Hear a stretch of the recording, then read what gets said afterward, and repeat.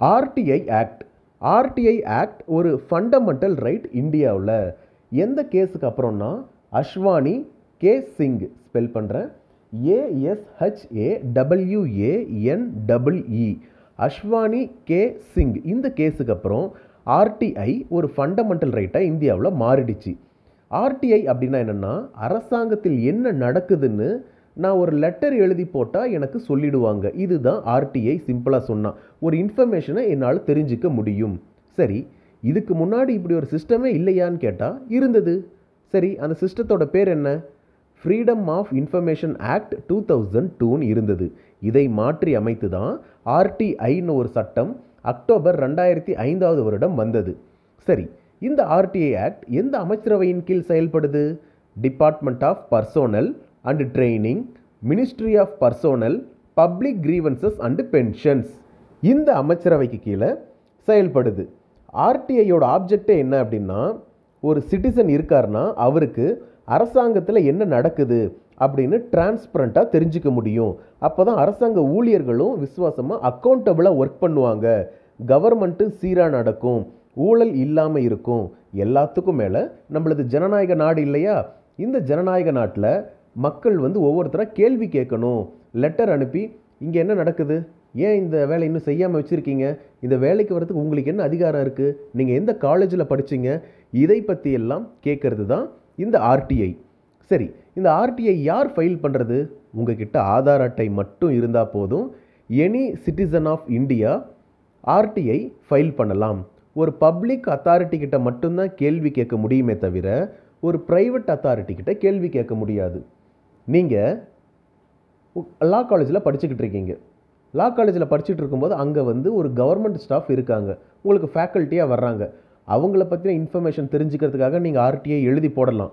நீங்கள் வேறு ஏதாவது ஒரு ப்ரைவேட் காலேஜில் படிச்சுக்கிட்டு இருக்கும் பொழுது அவங்கள பற்றியான ஒரு விஷயத்தை தெரிஞ்சுக்கிறதுக்காக நீங்கள் ஆர்டிஐ போட முடியாது. இது கவர்மெண்ட் விஷயத்தை தெரிஞ்சுக்கிறதுக்காக மட்டும்தான் யூஸ் பண்ண முடியுமே தவிர ப்ரைவேட் விஷயத்தை இதில் போட்டு தெரிஞ்சிக்க முடியாது. நீங்கள் ஒரு விஷயத்தை எழுதி போடுறீங்கன்னா 30 நாளுக்குள்ளார உங்களுக்கு பதில் கிடச்சிடும். சரியா? நான் சும்மா இருக்கிறேன், சரி என்னோடய ப்ரொஃபஸருக்கு அகைன்ஸ்டாக எழுதி போடுறேன் அப்படின்னு நீங்கள் எழுதி போட்டிங்கன்னா 30 நாளில் பதில் கிடைக்கும். எனக்கு ரொம்ப அவசரம், என்னுடைய வாழ்க்கையே இதனால் பறி போயிடும், என்னோடய சுதந்திரமே பறி போயிடும், லைஃப் அண்ட் லிபர்ட்டியே என்னால் போயிடும்னு சொல்லி நீங்கள் எழுதி போட்டிங்கன்னா வித்தின் 48 hours, 2 நாளில் உங்களுக்கு அதற்கான பதில் கிடச்சிடும்.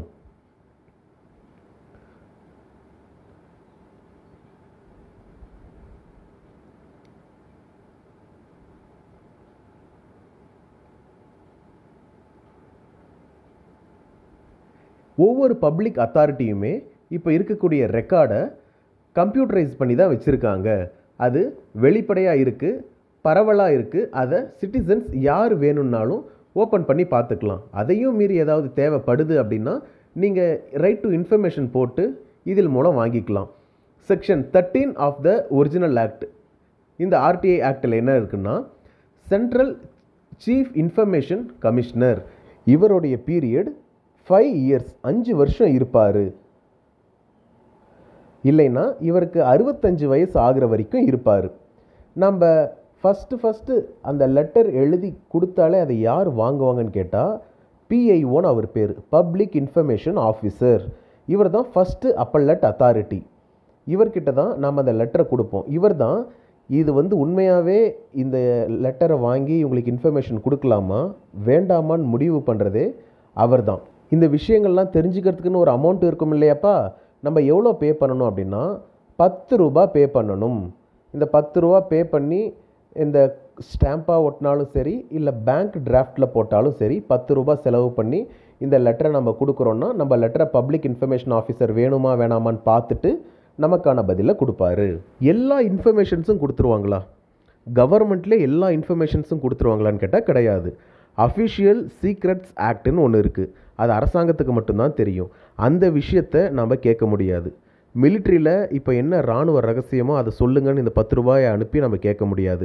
அடுத்து என்ன ஸ்ரீஹரிகோட்டாவிலேருந்து இஸ்ரோவில் என்ன ராக்கெட் விட போகிறீங்க, அந்த என்னெல்லாம் யூஸ் பண்ணியிருக்கீங்க அதை சொல்லுங்கன்னு கேட்டால் அதை சொல்ல மாட்டாங்க.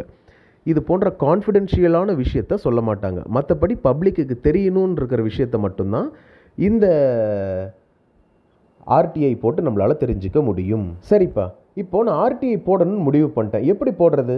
எனக்கு என்ன பிரச்சனையோ அந்த பிரச்சனையை முதல்ல ஒரு ரிட்டர்ன் அப்ளிகேஷனாக ஒரு பேப்பரில் எழுதணும். ஆர்டிஐக்கான ஃபீஸ் 10 ரூபாயை கட்டணும். பிஐஓ பப்ளிக் இன்ஃபர்மேஷன் ஆஃபீஸர்கிட்ட நான் இதை எடுத்துகிட்டு போய் கொடுக்கணும். அவர் என்ன பண்ணுவார்?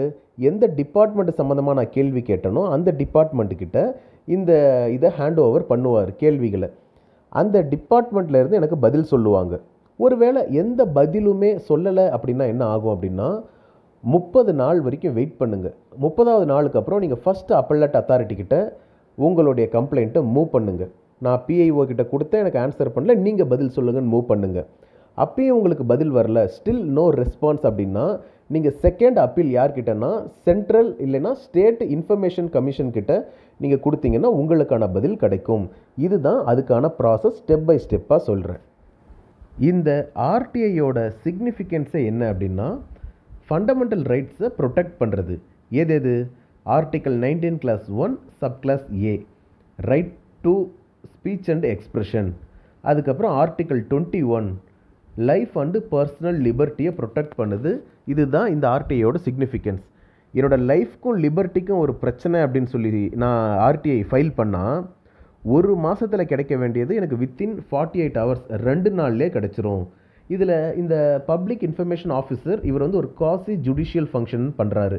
ஏன்னா இவர் தான் இந்த அப்ளிகேஷனை கொடுக்கலாமா, அக்செப்ட் பண்ணலாமா வேணாமான்னு முடிவெடுக்கிறதுனால இவர் குவாசி ஜுடிஷியல் ஃபங்க்ஷனில் ஈடுபடுறாரு. Pendency of cases in RTI, எவ்வளோ கேஸ் பெண்டன்சியாக இருக்குது அப்படின்றது டேட்டா இருக்குது.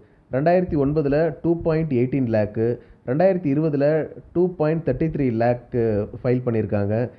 2021 2.86, 2022 3.15 லேக் கம்ப்ளைண்ட்ஸு அப்பீல்ஸு மூவ் பண்ணியிருக்காங்க.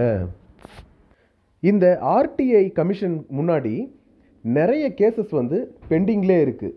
இதில் அதிகப்படியான கேசஸ் உத்தரப்பிரதேஷ், மகாராஷ்டிரா, தமிழ்நாட்டில் தான் அதிகப்படியான ஆர்டிஐ ஃபைல் பண்ணுறாங்க. சென்ட்ரல் கவர்மெண்ட்டு கிட்ட தான் தமிழ்நாடு, உத்தரப்பிரதேஷ் இது எல்லாமே ஸ்டேட் ஏஜென்சி. இப்போது சென்ட்ரல் கவர்மெண்ட் கிட்ட தான் அதிகப்படியான ஆர்டிஐ வருதுன்னு சொல்கிறாங்க. சென்ட்ரல் கவர்மெண்ட் கிட்ட 1.1 crore ஃபைல் வருது. தமிழ்நாட்டுக்கிட்ட 36.9 லேக் பேர் ஃபைல் பண்ணுறாங்க தமிழ்நாட்டில். ஹையஸ்ட் நம்பர் பெண்டிங் கேசஸ் வந்து மகாராஷ்டிராவில் தான் ஹையஸ்ட் நம்பர் பெண்டிங் கேசஸ் இருக்குது. இன்னும் ஒரு சில இடத்துல ஆஃபீஸர்ஸை வந்து அப்பாயிண்ட் பண்ணுறதில்ல. இந்த மாதிரியான பிரச்சனைகளும் இந்த ஆர்டிஐயில் இருக்குது. ஆர்டிஐயில் வேறு என்னென்ன சேலஞ்சஸ் இருக்குன்னா இது கம்ப்ளீட்டாக டீஃபங்க்டாக இருக்குது. எந்த மாதிரி? ஒரு சில இடத்துல அதிகப்படியான பேர் அப்பாயிண்ட் பண்ணணும், ஆனால் யாரையும் ப்ராப்பராக அப்பாயிண்ட்டே பண்ணுறது கிடையாது. இன்னொன்று, ரிட்டையர்டு யாராவது ஆகுறாங்க அப்படின்னா அவங்கள டைரெக்டாக கொண்டு வந்து பிஐஓவாக போட்டுடுறாங்க, பப்ளிக் இன்ஃபர்மேஷன் ஆஃபீஸராக. அவர் வந்து வேலை செய்கிறதுக்கே ரொம்ப லெத்தார்ஜிக்காக இருக்கிறாரு. 41 இடம் வந்து வேக்கண்ட்டாக இருக்குது, அதை இன்னுமே நிரப்பலை. இன்ஃபர்மேஷன் கமிஷனருக்கு 41 இடம் வேக்கண்ட்டாக இருக்குது, இன்னமும் அதை நிரப்பாமையே வச்சுருக்கிறாங்க. டிரான்ஸ்பரன்சி இன்டர்நேஷ்னல் இந்த அமைப்பு என்ன சொல்லுது அப்படின்னா வேக்கண்ட்டாக இருக்கிற இடத்த இவங்க சீக்கிரம் நிரப்புறதே கிடையாது. ஒவ்வொரு ஸ்டேட்டுக்கும் இருக்கக்கூடிய முக்கியமான அதிகாரிகளே இங்கே வந்து இல்லாமல் இருக்கிறாங்க. வெறும் 5% தான் உமன் இன்ஃபர்மேஷன் கமிஷனர்ஸ் இருக்காங்க. உமன் அதிகப்படியாக இதில் அவங்க இணைக்கிறதே கிடையாது. டிஜிட்டைசேஷன் பண்ணணும், இவங்க டிஜிட்டைசேஷன் பேருக்கு தான் பண்ணுறாங்களே தவிர அது எல்லாமே ப்ராப்பராக ஒர்க் ஆகுறது கிடையாது. அதனால் ஃபைலிங் பண்ண முடியாமல் போகுது அப்படின்னு சொல்லி சொல்கிறாங்க. இதில் இம்போசிங் பெனால்ட்டிஸ், என்னென்ன பெனால்ட்டிஸ்னால் ஒரு சில ஆர்டிஐலெல்லாம் ரொம்ப ரொம்ப கேலித்தனமான கேள்விகள்லாம் வருது. இந்த கேலி பண்ணுற கேள்விகளை எல்லாத்துக்கும் ஃபைன் போடலாம், ஆனால் இவங்க ஃபைனும் போட முடியறது கிடையாது இந்த மாதிரியான விஷயங்களுக்கு.